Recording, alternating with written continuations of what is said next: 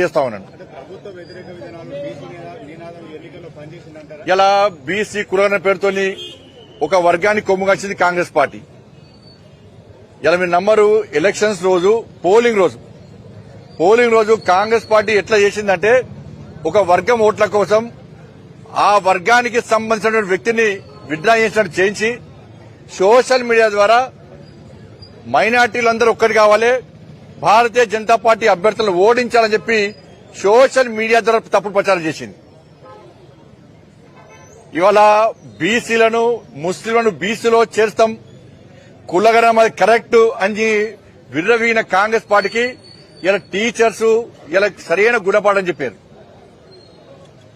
ఒక వర్గానికి కొమ్ము కాసిన పార్టీలకు ఏ విధంగా గుణపాఠం చెప్పారో దీనిలో చూపెట్టారు. ఇలా కాబట్టి అన్ని వర్గాలను సమానంగా చూడాలని మేము అంటున్నాం. ఒక వర్గానికి కొమ్ము కాస్తే ఇలా ఫలితం ఇదే విధంగా ఉంటుంది. గతంలో ఈ ఎమ్మెల్సీ భారతీయ జనతా పార్టీ చేతులు లేదు, కాంగ్రెస్ పార్టీ చేతిలో ఉంది. కాంగ్రెస్ పార్టీ మద్దతు తెలిపింది. ఈ రోజు కాంగ్రెస్ పార్టీ బీఆర్ఎస్ రెండు కలిపి ఓడగొట్టే ప్రయత్నం చేసినాయి. కానీ ఇలా గెలిచింది నీతి గెలిచింది, నిజాయితీ గెలిచింది, జాతీయవాదం గెలిచింది, ఇలా మోడీ నినాదం గెలిచింది.